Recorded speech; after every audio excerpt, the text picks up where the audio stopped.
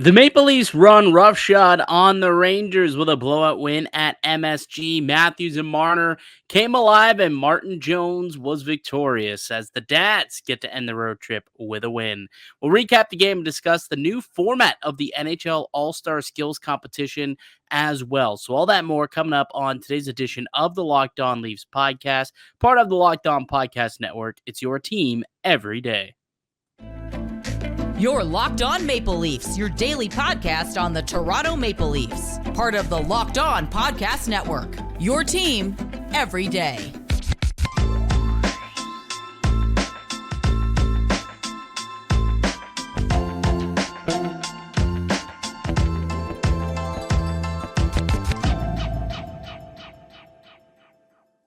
Hello and welcome into the Locked On Leafs podcast, a daily Maple Leafs-centric podcast hosted by myself, Mike DiStefano, and my co-host, Dave Morassutti. Today's episode is brought to you by Game Time. Download the Game Time app, create an account, and use the code LOCKEDONNHL for $20 off your first purchase.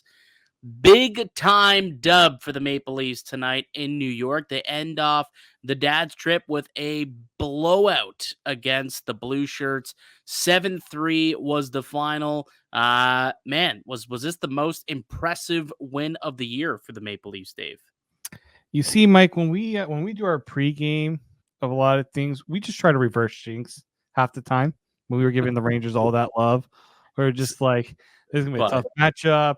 They're such a good team defensively." The Leafs are like, "We're gonna put 4 goals on this team in the first period." You know what, though? So I for those who don't know, I write for covers.com. It's like a betting analysis website. So I looked into this matchup before we did our podcast, and I'm trying to figure out some numbers that work for this game, and everything kind of led to the Rangers. Everything led to a reverse, literally a reverse of what I thought was going to happen. The Maple Leafs were on the second night of a back-to-back, their 4th game in 6 nights. They're playing with the flu bug going around in the room. They got a really thin blue line. They're starting the third goaltender and going up against the team who had the top win percentage on home ice in the NHL. All of that screamed Rangers were going to roll.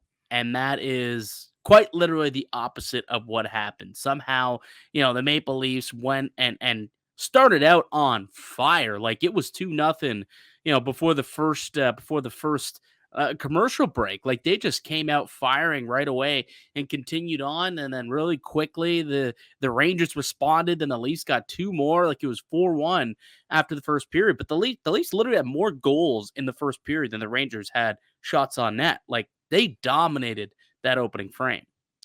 The best part about it was how many people were messaging me like, "What the heck?" Like a lot of friends of mine didn't watch that first period. They go to watch the second period to see it was up 4-1. Yeah. And it was one of those where, and you looked at, it wasn't just that they were up 4-1. Look at like the 3 of the 4 goals were highlight reel goals. Yeah, really pretty goals. Like I looked at this and I'm like, are the Rangers okay? Like, did somebody disconnect their controller? Yeah, I mean, if you do look at the numbers, their defensive play has slipped over the course of their last 5 games. Their expected goals was in the bottom 10 in the last, little bit. Igor Shesterkin came off a pair of losses where he had a sub 900 save percentage. So they have been struggling over the course of the last 5 games or so. They've been able to sneak out some wins here. And Jonathan Quick, he's come in and he's played excellent too. And they've picked up some wins when he starts. But ultimately, yeah, like I thought this may be a good get-right game for the Rangers, but it wasn't, man. They struggled out of the gate. I think Toronto kind of came and punched them in the mouth to start, and they were kind of on their heels the entire first period. Now, they came out in the second period and kind of gave Toronto the business a little bit. They cut the deficit to 4-3, outscored them 2-0 in that second period. But then kudos to Toronto, right? Going in there in the third and saying, hey, we can't let this game get away from us. Like we need this win. We got to get those 2 points. And obviously pulled away, scored quickly in the third period, made it 5-3, made it 6-3, and then iced it with an empty netter late as well to really solidify the victory 7-3 ended up being the final. A big night for the big boys too. You get 2 goals from Matthews. You got 2 goals from Mitch Marner. Man, this team is just different when those guys are going, isn't it? Aren't they? I have a stat here, Mike, Love that it. this was the 69th time that Auston Matthews and Mitch Marner have scored a goal in the same game. Nice. The Good Leafs number. are 59, 4, and 5 in the prior 68 games. So now they're 64 and 5. There you go. So, typically when those guys are scoring, they're winning games. And look, that's how this team is built. Like they're built top Exactly. heavy. We know this. Like those guys have to score, they have to produce offense. And doesn't necessarily means that they both have to get goals, but they have to be factoring in. Like Auston Matthews had 4 points tonight, right? Mitch Marner, he did score 2 goals tonight. But you saw, this is what happens when those guys are getting it going. And that's exactly what happened tonight. Auston Matthews now leads the NHL with 21 goals through 26 games. I mean, considering he's been very inconsistent, and there's been a couple of dry spells here where we're sitting there saying, when's this guy going to score? He went like 7 games or something without a goal at one point, and it was like, man, is Auston Matthews losing his touch? Like, what's going on with Matthews? They had to split up Matthews and Marner to try and get those guys going. The offense just wasn't there from either of them. And all of a sudden, a couple weeks later, if you blinked, you missed it. Matthews sits atop of the NHL leaderboard in goals. Again, 21 through 26 games with a couple of dry spells in between. Dave, is 50 and 50 like possible for this guy if he really gets on a heater right now? He's on pace for 66, I believe I saw. So 50 and 50. I mean, I can't remember. Like I would say no, but I think he'll be close. Like this is a guy, as you know, he can flip a switch. He can go on a streak where you just can't stop scoring. 50 and 50 is just so hard because there's so many factors that go into it. Part of it's health, right? Right. Knock on wood that's not going to be an issue for Auston Matthews. Yes. But I think he could get close. I like if he gets to 50, I think he could do it. It won't be in 50 games, but I think it'll be close. Well, I mean, like 50 and 50 is such a it's such a historic feat, right? To get 50. I think maybe Lemieux, I think, is like the last guy to do it. It's been a long time since we've seen a guy do 50 and 50. Obviously, Maurice Richard was the first guy to do it, and that was a big deal. Gretzky did it in like 39 games or something stupid like that. I'm pretty sure was the number there. But it's been a long time since we've seen someone hit 50 and 50, and just the way that he's played. And if he's got what, 6 or 7 goals in his last 5 games, like the guy, and whenever he does score, he's got more multi-goal games this year than he does single goal games. Like they're coming in bunches for this guy right now. It's insane. Everything he's throwing on net seems to be going in. I don't know, man, if he goes on a heater, and we've seen this guy go on one, we definitely have. Look, it's possible that he could do it. Remember, he did score like 50 and 50, but it wasn't in the bringing that up. Yeah, it wasn't for 50 games of the season. Right. 50 goals in a 50. He scored 50 plus goals in a 50 game span. He scored 51 because he actually scored 2 goals in that game. He scored 51 goals in a 50 game span, but it wasn't consecutive, and then it also wasn't in the first 50 games. But I'm curious, like if this guy goes on a heater, man, like I'm gonna call my shot. I'm going to call my shot. I think Auston Matthews scores 50 goals in the first 50 games of the year. He's going to go on a heater. Like, the guy's 21. He's been inconsistent. Imagine he finds a little bit of consistency, which he has over the course of the last few games. Like, he was dominant in that loss the other night to the Rangers or to the Islanders.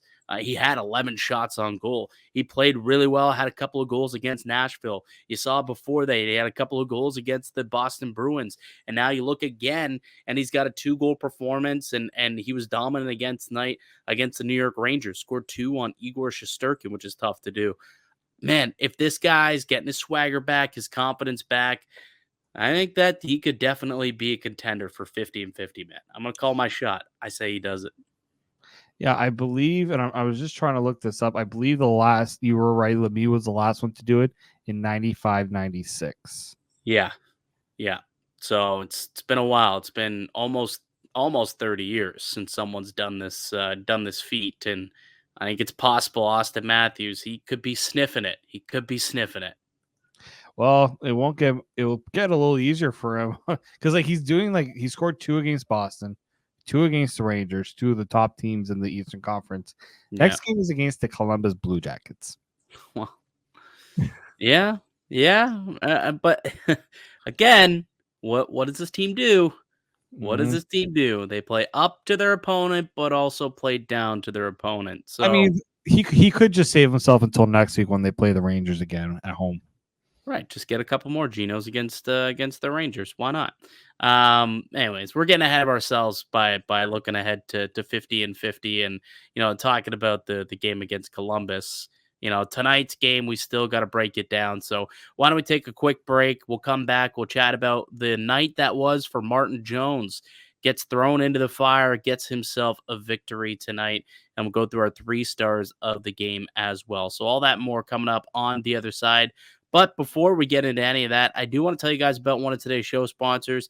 It's our good pals over at Game Time. You shouldn't have to worry when you're buying tickets to your next big event. Game Time is the fast and easy way to buy tickets for all sports, music, and comedy events near you. With killer last-minute deals, all-in prices, views from your seat, and their best price guarantee, Game Time takes the guesswork out of buying tickets. Game Time is the only ticketing app that gives you complete peace of mind with your purchase. They're obsessed with finding ways to help you save money on tickets. Game Time has deals on tickets right up until the start of the event, and even an hour after it starts. It's the place to find last minute deals. And with the Game Time guarantee, you'll always get the best price. If you find tickets in the same section and row for less, Game Time will credit you 110% of the difference. So take the guesswork out of buying tickets with Game Time. Download the Game Time app, create an account, and use the code LOCKEDONNHL for $20 off your first purchase.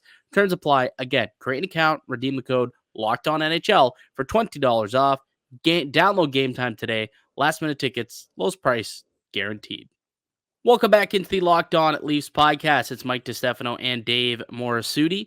We're hosts here at Locked On Leafs. We're a daily Maple Leaf centric podcast. We got new content coming out each and every weekday, Monday through Friday. You can find our podcast wherever you find your podcast at.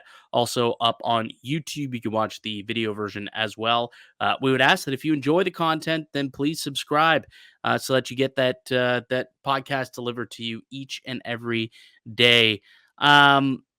So we're reacting to the Maple Leafs 7-3 victory over the New York Rangers.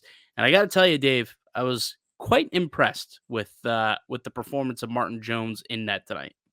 I was, because I was watching that second period, and the Rangers get, obviously they get 2 goals. I'm just like, oh, don't leaf this up, please. Don't leaf this up. And the reason why they didn't leaf it up is because Martin Jones was stellar, especially in that second period. The Rangers scored two in the second to make it close, but that should have been more than 2 goals with the chances that they had in that second period. Yeah, the Leafs under siege, and Martin Jones, came up with a few stops early. Obviously, did allow, a couple of goals. Probably the Blake Wheeler one, the third goal, is probably one that he'd want back. Seeing I shot off the wall off the rush, probably want that one back. But outside of that, I thought that he was pretty good tonight. Like he had that early poke check too, which I think was a big moment in that game. If he doesn't get that poke check, there's an opportunity there for that New York. They could possibly score that goal, and it makes it 2-2. Instead, doesn't. And a couple moments later, it's actually 3-1, then later 4-1. And obviously, that's a much different ball game or hockey game with that type of score after 20 than it is 2-2. And the Rangers getting a little bit more momentum. So, I thought that he was, again, solid. Then shut it down in the third period. The Leafs did a decent job shutting things down defensively as well. Didn't give up a whole lot in the third period. But when they did, Martin Jones was there to turn it aside and preserve the lead for the Maple Leafs and get his first win of the year. First win. Well, technically, I think he was credited for a win in his first start of the year. Yeah, second win in his first start of the year. First start as a Toronto Maple Leaf. I don't think this should start a goaltender controversy, though. I saw some people online saying Jones is better than Samsonov. Jones should get a bulk of the starts going forward as long as Woll is out. I'm not going to be in that camp. Yeah, it was a good game. It was a good start for Martin Jones. And I'm not saying that Jones can't overcome Samsonov and become the better option in goal. I'm just definitely not there after one game here. Yeah, I know. I'm like, there's no way. Dude, I saw that discourse online though. Someone's like, "Oh, Jones is way better. Like he's got to start the next game. He's got to play over Samsonov." I'm like, "Guys, that's a little early there." Literally, you don't even need to do that because we already knew that both goaltenders were going to have to be used down the stretch here. Yeah, but they get a lot of hockey games here. Let's not forget Samsonov in his first game back from an illness did record a shutout. Right. That was 3 days ago. Yeah, like let's not forget that. I know that they lost against the Islanders, but they were still in it, right? Like Martin Jones was spotted a 4-1 lead in the first period. Yes, he helped make sure that it was a 4-1 lead, but the Leafs played very well in front of him tonight. Yeah. Right? Like they hadn't really done that for Samsonov, like put up a lead like that in a game. So like I'm not there yet. Like just be happy, guys, that you can trust your backup to go in against the New York Rangers and pick up a victory. We don't need to start a controversy that really shouldn't be a controversy and really shouldn't be an issue. Yeah. Speaking of Martin Jones, let's get to the 3 stars of the game for tonight because I had Martin Jones as my 3rd star.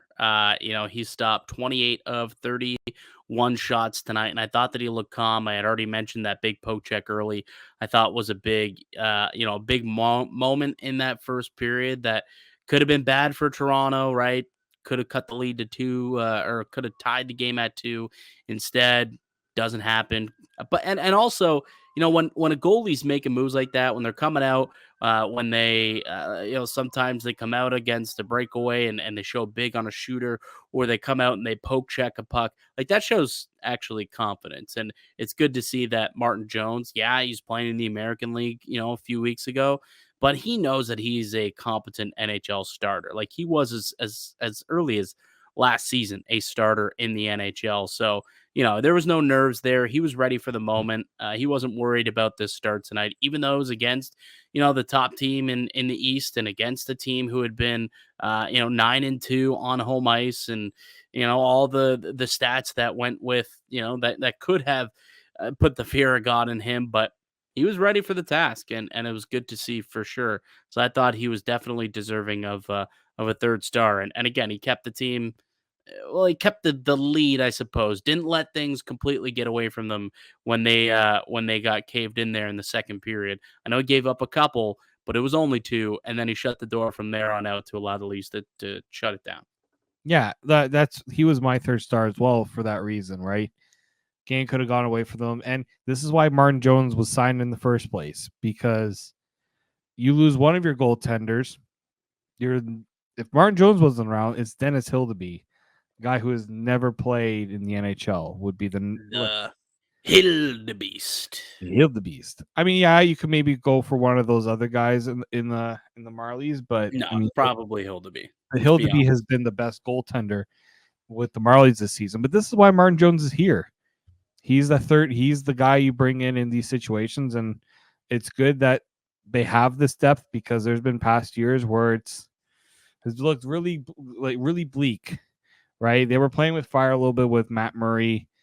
Yeah, Samsonov gets hurt. Don't really expect Samsonov to get hurt, but with Matt Murray, as a guy who has had a very shaky injury history, they needed that 3rd goaltender. And in today's NHL, you need 3 goaltenders. Go ask the Carolina Hurricanes how badly they make sure they have 3 goaltenders.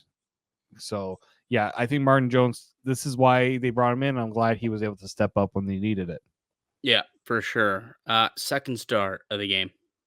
2nd star, I'm going with Mitch Marner.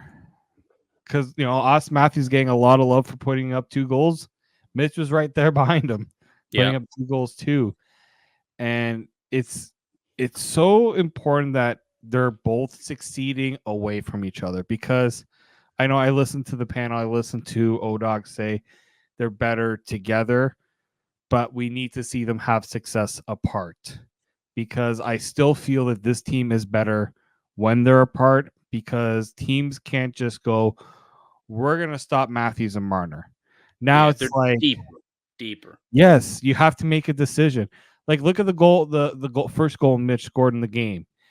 All the guys were on Auston Matthews, and Auston Matthews like, you're forgetting about this guy right over Well, here. now that goes against you because that's when they were together. For Yeah, that that was.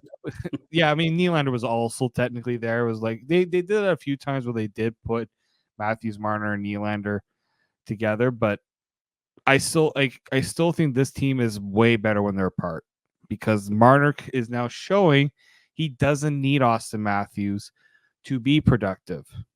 I think that this stretch has really helped Marner more than it's helped Matthews. Yeah, and I think we said that when it happened was I think this will get Marner going. And look, I've always been a believer that Marner, as much as we sit here and we look at Auston Matthews, and yes, he's the face of the franchise and he is probably the best player on this team, but Mitch Marner's kind of the engine of this team. Like he plays in so many situations that when he's not going, it impacts so many parts of this team's game.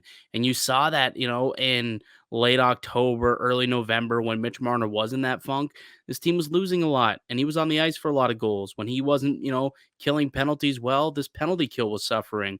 All of a sudden, a couple weeks ago, he gets his swagger back and, the PKs killed off 28 of 30. They did give up one tonight, but they've killed off 28 of their last 30 opportunities, one of the best percentages over that time span in the NHL, and scores a power play goal tonight as well. And then, going, a little give and go 2-on-1 with Auston Matthews, and he's not afraid to shoot the puck. And he's up to what, 10 goals, or was that his 11th goal that he scored the second? He's got 10 or 11 now, 11 goals now on the season. Goals. Like that's Mitch Marner is, like he's not a trigger man, but Mitch Marner scoring some goals this year. And since he's gotten that swagger back, his shooting has definitely come with it. And that's why I think, you look at Marner and Matthews or whoever they're playing with, Tavares, Nylander, like when all of those guys are rolling, all of those guys are shooting, all of those guys are producing, this is a tough team to beat. And we saw that tonight. Again, Marner, 2 goals, Matthews, 2 goals, and those other guys, were big parts of those goals as well. Like Nylander's pass to Matthews was outstanding. Like it was a great play from Nylander, rush to rush, and then just kind of passes it cross ice, and it's an easy little, tap in for Auston Matthews, right? So I think that, yeah, when this team's rolling and those guys are going, this is a dangerous, dangerous hockey club. And speaking of Auston Matthews, first star honors from myself. I'd imagine he was also first star of the game for you, Dave. Yes, I mean, the goals he scored, they didn't look hard, but that's because Auston Matthews was shooting the puck. That's just how good he is. When he's got that clear cut, no one's in his way, no one's in his nothing's blocking him from scoring and getting that puck clean on net. Not many goaltenders are stopping Auston Matthews clean, right? Mm-hmm. And so it was, and the fact that he's doing this, as we said, like not even producing at the pace that we expect from him. I think coming into this game, his shooting percentage was like 17%, which is that on the year? Yeah, on the year, about 17.6%. See, it was so much worse than that like a week ago, if you recall. It was like 9-ish, not a week ago, maybe 2 weeks ago. It was like 9-ish%. Now he's got 7 goals the last 5, and it's shot right up to it went up tonight. It went up to 8.9%. There you go. So when he scored 60 goals, it was at 17.2%. Mm-hmm. The year that he had 41 goals in 52 games, it was at 18.5%. He's to me, it reaffirms that there's no better goal scorer in the NHL, especially at 5-on-5, than Auston Matthews. I know Kucherov has been so good this year, but I'm taking Auston Matthews to score any day of the week. Yeah, I'm with you, man. I mean, to be shooting at an 18% clip is pretty special. And again, it doesn't matter who's on his wing, whether it's Mitch Marner, whether it's William Nylander, earlier in his career, whether it was Zach Hyman or Connor Brown. Like, the guy just figures out a way to score goals. It's because he can drive offense himself. He really truly can. But it just, when he's playing with other playmakers and other threats, it just opens up more ice for that guy. And the guy he's playing with tonight, Mitch Marner, was the beneficiary of that play when they came in on a 2-on-1. So those are your 3 stars tonight: Marty Jones, Mitch Marner, and Auston Matthews getting the first star. Do want to give a shout out to Connor Timmins, though. Scored a goal tonight. First of the year for Connor Timmins, I believe. First of the year. First of the year for Connor Timmins. Now has 18 points in 34 games with the Leafs. That's a 43-point pace over 82 games. Connor Timmins, say what you will about his game. He had a nice pass breakup tonight too. Just kind of a diving stick play to break up a possible breakaway, actually. Say what you will about his defensive play. This guy continues just to rack up points and create some offense. Like, it's a 3-game point streak now for Connor Timmins. It is, and tonight actually his ice time was lower. Has to do with him going to 7th defenseman. But ever since the Boston game, he's been in that 17 to 19 ice time, minutes per game, which I wouldn't have expected that considering how his season started. But he's starting to get himself back on track after coming in late into the year, which is always tough for a defenseman because everybody else is already in shape and has been playing for so long. He needs to get himself back ramped up to that. And so, he's been so crucial especially with Klingberg out. They don't really have, obviously, that offense from the blue line, and he's providing that. And now we're seeing some good defensive plays from him. I understand he's not the best skater, but he's made smart defensive plays. Let's talk about defensive plays. Honorable mention to Jake McCabe for the most beautiful hit I have seen in a really long time. And the reason why I like the hit so much is he punishes the Rangers player for admiring a pass backwards.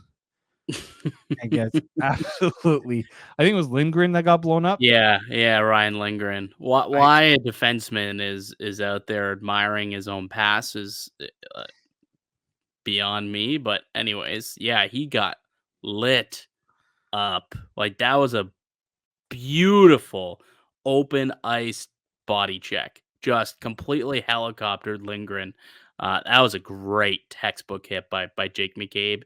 Ended up drawing a bit of a crowd. Him and Zibanejad kind of got into it. Yeah, like the Rangers got penalized for going after him for it. So, that was interesting. Like, MJ on the broadcast didn't seem to think that Zibanejad earned an extra penalty. But for me, like, it's 2 minutes for roughing for both of them. But that was 1000% an extra instigator, was it not? Like, I didn't actually see what he was given. Like, what the actual penalty was, because for whatever reason they also just didn't say on the broadcast, or the refs didn't come over the speaker system and say what the penalties were. But I wasn't all that surprised. Like, I know it was a double minor for whatever, but to me it made sense to give them both a roughing call, and it was very clearly an instigator by Mika Zibanejad. So I wasn't surprised by that. Yeah, so Mika Zibanejad got 2 minutes for roughing. Actually, I think he got 2. It was a double minor, so it might have been 4 minutes. Both of them were roughing penalties. Zibanejad got 2 roughing penalties, which doesn't make sense. Makes 0 sense. Like, which is why I don't know. I thought maybe an instigator, like a rough and an instigator, but like a double minor for roughing. I don't think I've ever heard of that ever. No. Like, that's just. Especially if it was just one guy. Like, okay, if he tried to take on 4 different dudes out there, sure. But it was just, him and McCabe got into a bit of a wrestling match. Like, you can't just grab him and then realize, oh, I don't want to fight this guy. And so they didn't fight, but for a second there, McCabe dropped the mitts and he was ready to go. I was ready to go too. I was like, let's go. Beat this dude's face in. But it didn't happen. They both took a couple minutes in the box, and is what it is. I think the Leafs end up score. They score on that power play. No, it was the one earlier, I think. No, I think it was the one earlier. I mean, they scored so many Yeah, it goals. was. Yeah. So they It scored did, so many man. goals. It was hard to keep track. 7 goals, buddy. 7 goals against the Rangers at MSG against Shesterkin. It was an impressive night. Impressive night for the Maple Leafs for sure. And I'm sure tonight is a green light special. Like they just played back to back. Tomorrow's an off day. Mhm. They got to be sticking around in New York and just going after it tonight with the dads. No. Oh, come on. You have the dads, like the dad ship, you got to have something, right? Like, you had back to back games. I don't know how much time you really had to really have a group outing. The dads want it. I don't even think it's the players. I think the dads are like, all right, guys, what are we doing tonight? Like, we got to go. Yeah. Auston Matthews' dad was leading the charge after every goal. I don't know what exactly they were chanting, but yeah, I don't know either. There was something going on. I'm hoping someone asked them or asked Ty Domi at some point what exactly the chant was there. Yeah, you caught on to that too. I couldn't really read their lips either. Maybe someone in the chat knows. Let us know in the comment section down below if that became public knowledge. But yeah, it looked like they had a lot of fun. Those look like it'd be fun trips. I also did hear like Mitch Marner post game, and look, we all know Marner and his dad, and he's a famous hockey dad. We'll leave it at that. But Marner did also say post game, like when the dad's trip, like you do play a little bit, you give a little extra effort in front of your dad, like you just do. You want to have a good game in front of him. And, obviously the Leafs, they lost the night before against New York, or on Long Island rather. So they knew they had to give them a winning effort in the Big Apple. And they certainly did that. Big win for the Maple Leafs, 7-3 final. And now just 4 points back of the Boston Bruins for the division lead. I told you they weren't out of it, Dave. I told you they weren't out of it, and they are firmly right back into the mix and could still win this division.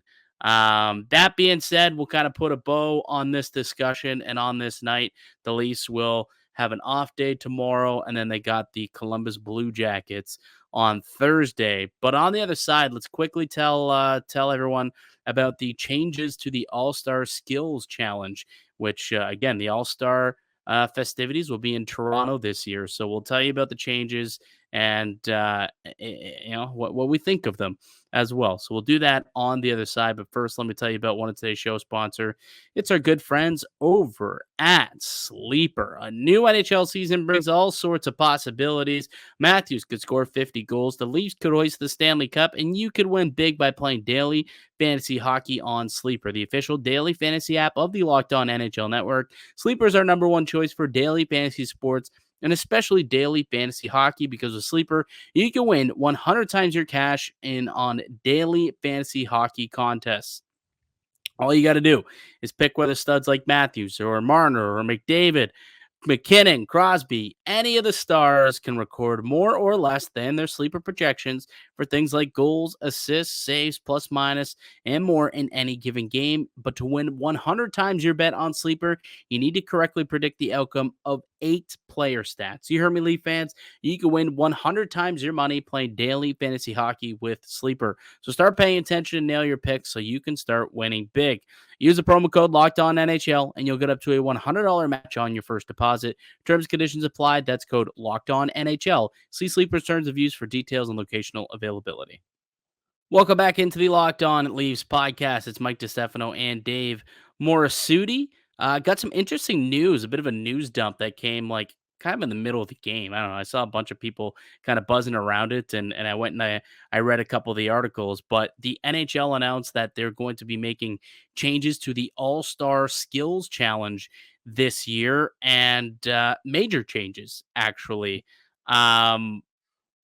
First and foremost, like they already announced this, but For those who forgot, they're bringing the draft back, which is awesome. So that's going to take place on the Thursday of that weekend event. It's the final weekend of January, first couple days of February.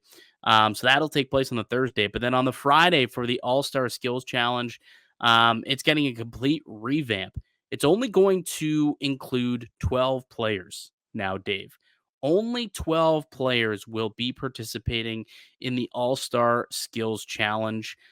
These players will be voted upon by league executives and the NHLPA. They'll vote in the top 8, and then there'll be a fan vote for the final 4 spots, it looks like. I would imagine if it's in Toronto, the Leafs are probably going to get a couple here. Like, I'd imagine Marner and Matthews for sure, and then probably Willie ends up with a fan vote too, if I had to guess. Yeah, they always lean heavy with the hometown, right? Pretty sure the Panthers had at least 3 guys there last year. Yeah. Vegas always has quite a few. So like remember, we always have to remember that there's a lot of the local flavor that they have to bring to the All-Star game, and the Leafs are hosting it, so there's going to probably be that along with it. I think the biggest thing about all this, 2 things. One, with all the changes that were made, there was one player that was asked to really help consult with all of this, and that was one Connor McDavid. Because if your star players aren't on board with an event, you're not going to get the enthusiasm and excitement from it, which has been lacking, especially last year. Yeah, last year was a tough watch. It was, and it really, really was last year when they did it in Florida. I mean, you could just tell no one wanted to actually be at the game or do anything. They just wanted to soak in the sun.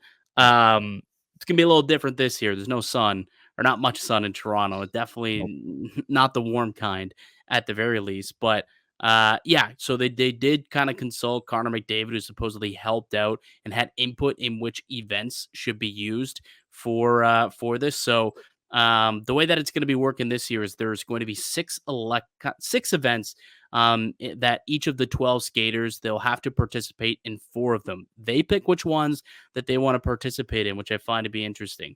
So the events are the fastest skater, the hardest shot, stick handling, one-timers, a passing challenge, and then accuracy shooting. So all the 12 of these players will participate in this kind of first round of the All-Star Skills Challenge, and they have to pick 4 events of these 6 that they want to do. And it's basically going to be a point system now, where if you win first place in an event, you get 5 points, second place gets 4 points, third place gets 3 points, and it goes down from there, obviously. Only the top 8 point getters throughout that first round will make it through to the next round, which is an NHL shootout event. Players will get the chance to pick which goalie that they want to shoot on. And I believe they can only be picked once, though. That part was a little confusing when I was reading it. 8 skaters, 8 goalies. The Yeah. players picks the goalies one by one. So the 8th place guy gets his first pick. Which I think is dumb. I think it should be first place because that's why I was slightly confused by it, because it would make more sense. It's like, okay, if you finish with the top amount of points, you should be rewarded by getting your first pick in which goalie you want to face. But regardless, I'm not going to spend time complaining about that. But anyways, so the top 8 players that move on, yes, they all will get an opportunity in the shootout event, and then 8th guy gets to choose who he wants to go against, and then the 7th guy gets the pick of the litter from the remaining 7 goalies, 6th place, and on and on and on. Of the 8 players who are participating in this shootout event, only the top 6 will make it through to the obstacle course, which is the final event of the skills challenge, which combines elements from the original events. The fastest skater, hardest shot, stick handling, one-timers, passing, and accuracy shooting. So it'll be a bit of a combination obstacle course, and it's a winner take all out of the 6 players who make it this far. And the winner of the event is crowned champion and earns a fat check of $1 million. Bingo. That, my friend, will definitely make people care. because it's not $1 million to split between a whole team like in the past it's been, and most of that money's kind of gone to charity. This is $1 million to one guy. One guy. And unlike the NBA where salaries are stupid, $1 million to NHL players like is a good chunk of money. Like a really good chunk of money. Yeah, because it's been $1 million for the team. Let's not forget that the year John Scott was named MVP, he also won a car. Yeah. I mean, a car, $1 million cash. But remember, like, the Pirates really pushed for John Scott to get that MVP so he can get. Yeah. But now there's $1 million. So I mean, yeah, like, I think, like, yeah, there's it's in a way a bribe. It can be seen as a bribe to get players to really try for this event. Yeah. And why not? Like, why shouldn't the players be incentivized with money to go out and do it, right? $1 million is $1 million. I mean, would I like the opportunity to get $1 million? Absolutely. Well, for example, like I would imagine they'd be stupid not to have Connor Bedard in this event, right? Like Connor Bedard, his rookie contract is like basically, I mean, there's obviously some bonuses where he'll end up making more than that, but $1 million for Connor Bedard's like a lot of money. Like Yeah. he's not making 11 13 million like Auston Matthews or like Mitch Marner or Connor McDavid. Like he's only making $1 million and a little bit more with bonuses. That'd be big for him to get that type of cash. Yeah, Okay. it's all about the performance bonus structure for Bedard, but Yeah. you definitely. This is where the younger players, the players who actually generally have the more, like you look at like a Trevor Zegras, right? He was the king of the skills competition because younger players tend to try a little bit harder for these events. Mm-hmm. But I mean, maybe now some of the older players are like, you know what, wouldn't mind winning $1 million myself. Probably not.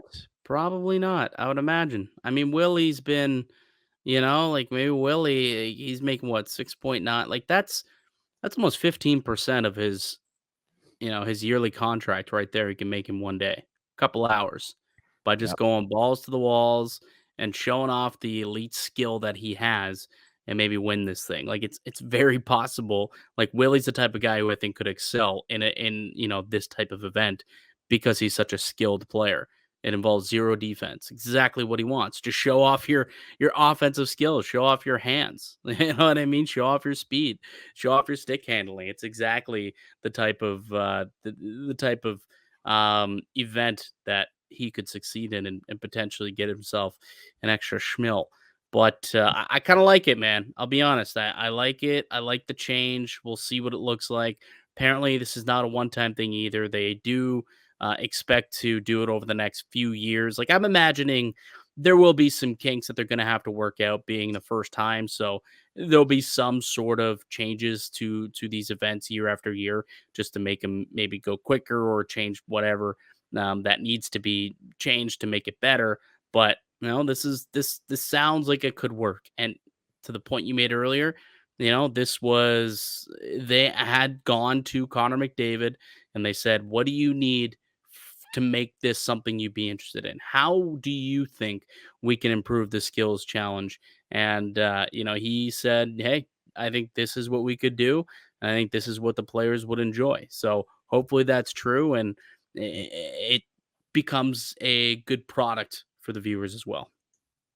No, exactly. That's all it is, right? There's been like people say, "Oh, you're gonna watch the skills competition?" I'm like, probably not. Like, it's always the toughest one to watch. It used to be like, all right, when are they doing the most accurate shooter, and when are they doing the hardest slap shot? It was getting to the point where fastest skater was like, just give Connor the award. Yeah, but then like I think last year, like I want to say, did like Pedersen win fastest slap shot? Like it's not even like it's not Zdeno Chara versus Shea Weber anymore. Like No. they don't have the guys who are breaking records, who are unloading these beastly shots. Like I think a majority of the guys last year were all like sub 100 miles an hour. There were some guys who were not even getting past 90 mile an hour on their slap shots. It was kind of a letdown, if I recall correctly. It's Actually, Pedersen registered 103.2. yeah, and he won the event, right? But then everyone else, it was like, man. I mean, it's a far cry from like the 107. Like That's that. what I'm saying, Brooksy. And like it just there's no marquee names on that you know. And even though it's I don't know, like as cool as this is, I still am gonna bang the table that they should do something similar to the All-Star game or the NBA All-Star Skills Comp where it's like they bring in specialists. So bring in the fastest skaters in the NHL, bring in the hardest shooters in the NHL, bring in the best accurate shooters in the NHL. Don't just use the only players that are there for you to use. Try and use everybody because that's how you get a real skills competition. And look, a lot of those people may be better off with $1 million. Like McDavid doesn't need $1 million.